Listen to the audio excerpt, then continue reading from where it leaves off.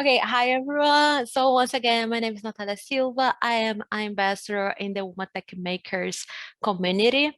And as well, I am a Google Developers Group lead here in Toronto. So this means that I am very involved with creating events and really bringing people together in our community. And as well, I am right now working at the Royal Bank of Canada. I am a vulnerability management manager. I work with cybersecurity. So I am also someone who was studying, as you are all studying sciences. I graduated just recently in 2020, actually. And I'm very glad to be here. I'm very excited. Thank you for having me. And today our topic is the power of personal brands for students. I do have hope that you guys can have, I guess, a broad vision of what personal brand is, and I am going to go through some action items. So it's a presentation slash workshop. I really hope you guys enjoy it, and let's get started. So to start my presentation, I want to open this today with a quote. The phrase says today 80% of jobs are not on job boards. And this phrase is by Forbes 2017.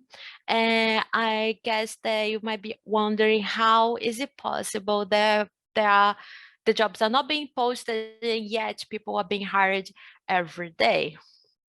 It can be very intriguing thinking that people get hired and they do not apply. People don't need to have a resume and they still are being hired. So how is it possible? And the question is very easily answered. This is possible due to referrals, network, and most importantly, brand.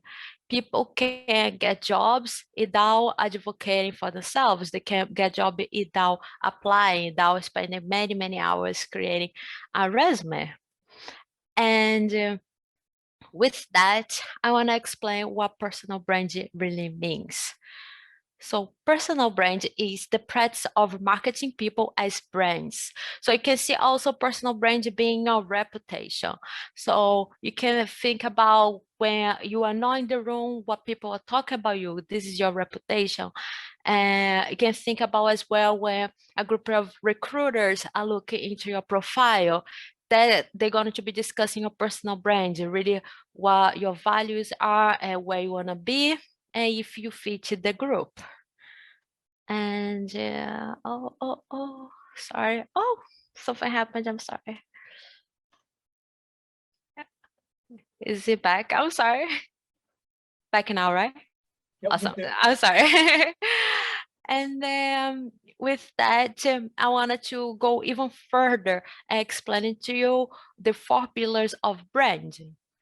And if you get brand and really look into what this means, you have 4 main pillars. You have your persona, your promise, your story, and your vision. So you can see your persona as really the first pillar, also the main pillar. Can think about your values, your passions, and motivations. Really think who you are.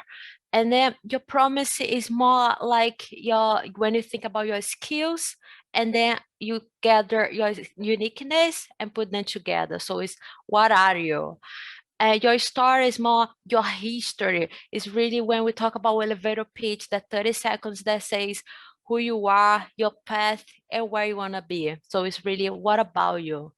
And lastly, your vision, it is your mission statement. Really think about, why do I stand up every day and go to school? Why do I put my code together? Really think about a bigger purpose.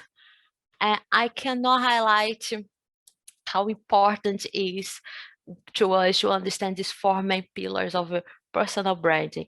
It is very important that we spend a big amount of time figuring out who we are. Think about your brand identification, your persona. And there is also something that I want to advise to everybody here today, to take an MBTI test to really understand what your qualities, your skills, and how work upon them. I do know that it is not an easy task to figure out who you are. I know many people in very late in life stages, like they in later stages of their lives, and they still did not figure out who they are or where they want to be.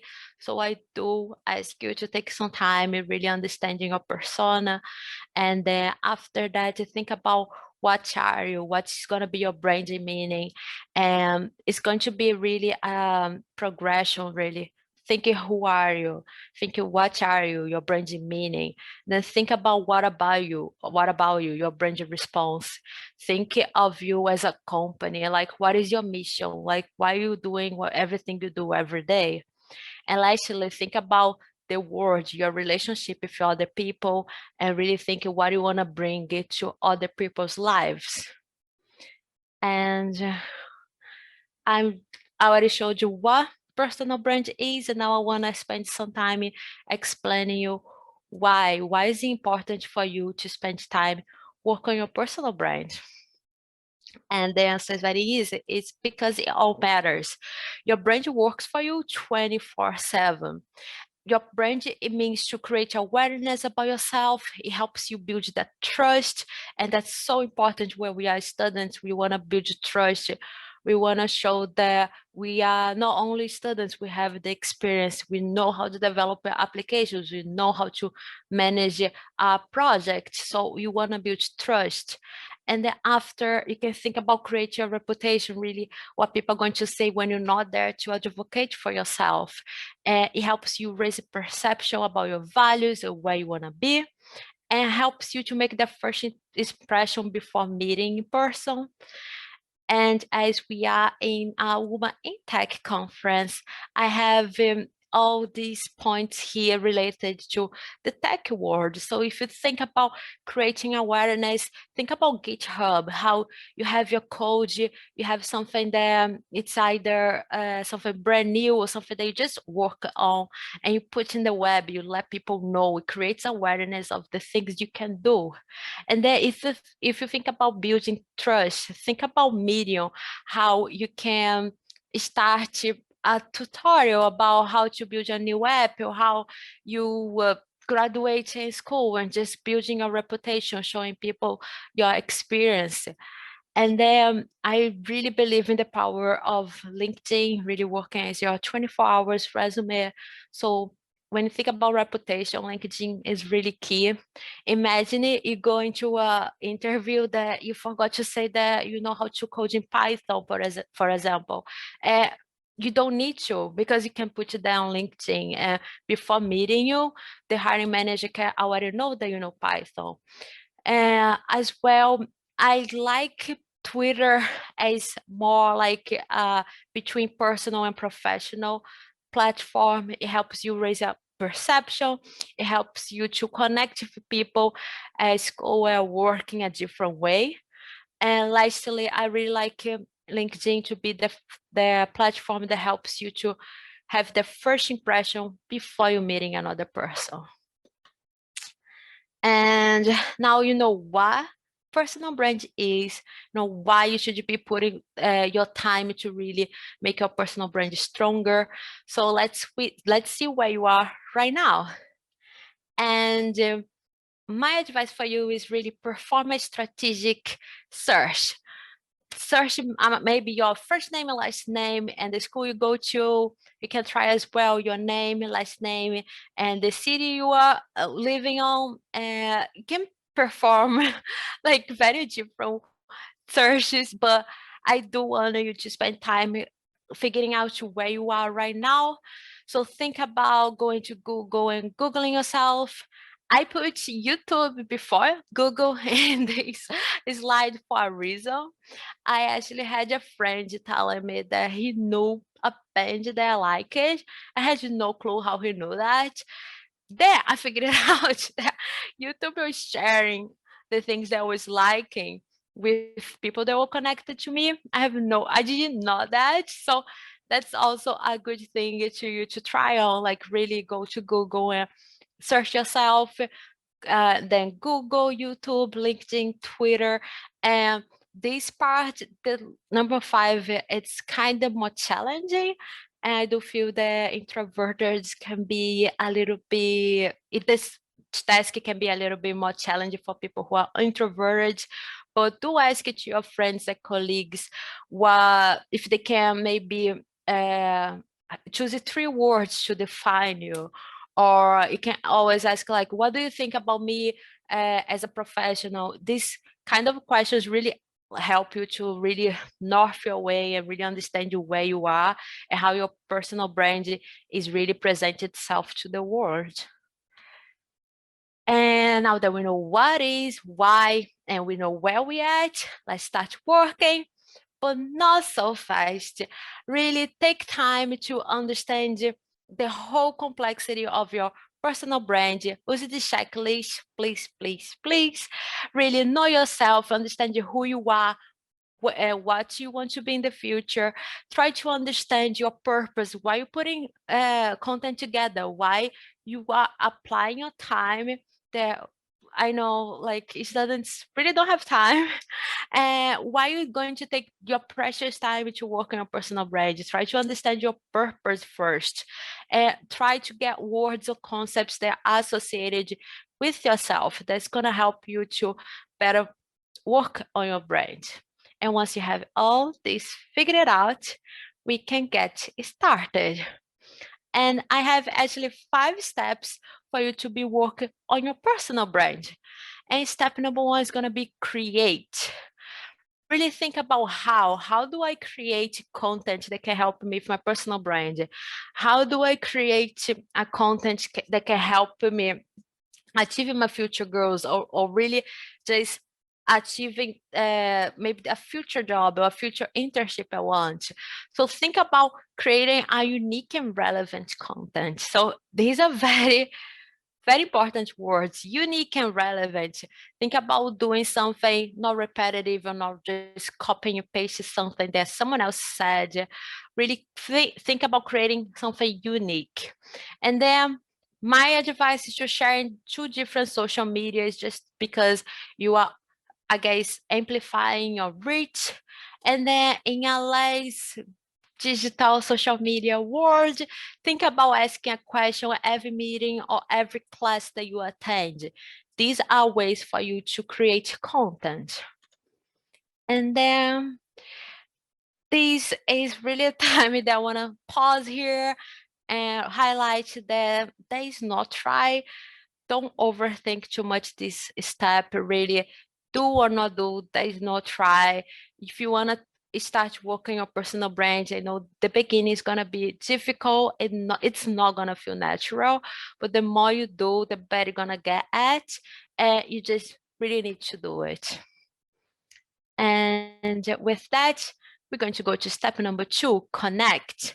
And really think about connect to everyone relevant in your space. So really think, if you want to go to product management, think about people who are influent or people who inspire you and connect with them. If you want to go to software development side, think about people in the software development space. So there you connect, you follow people, you also engage. There are many different ways to you to engage with others. You can comment, you can reshare. Just simply giving a like is a way to engage with other people. Mentioning, it's such a powerful tool to, for example, being here and like mentioning people who came with you in the conference. This is a way to you empower others too. And this goes to my my 3rd point: supporting others. This is really a way to connect. In a less social media world, we can think about a work or a class. You try to network and connect with people that are beyond your immediate team. You do not want to narrow down your connections and your groups. And then step number 3, diversify. And when I say this, I mean, do not, I guess, stuck yourself in one platform. Try to have maybe 2 platforms where you can show your values and really build your brand. And this can be maybe either GitHub and Medium, or maybe LinkedIn and Twitter. I feel LinkedIn and Twitter are easier. So if you just starting working on personal branding, LinkedIn, Twitter are really my bet. But you can try as well GitHub, Medium, and other social medias. And with that, when you're sharing a content, remember to share relevant content. You just don't want to say words just for saying. And then you think about maybe doing different ways. Like you don't want to spend much time on this because you don't have much time. So think about diversity of length, for example, having one in one platform, you put a short post and the other one, the same post, but long. And then maybe can be different in a way. One has an image, the other one doesn't have an image. And right now you can be thinking, I am going to be repetitive. I'm going to be sharing something on Twitter and exactly the same thing on LinkedIn. People are going to think I'm being lazy or I'm not making much sense. I'm just really spamming them. But that's not the truth. And here's an example. You can see them talk about the I Am Remarkable week. And then in the left, you see the post on LinkedIn and the right on Twitter. It doesn't feel the same. It doesn't pass the same message. In Twitter, I just have what it is and a simple link, and the other one I have more words, I have the photo, I have hashtags. So it's different. You're not going to be sounding repetitive. And then with that, step number 4, consistency. Really be consistent.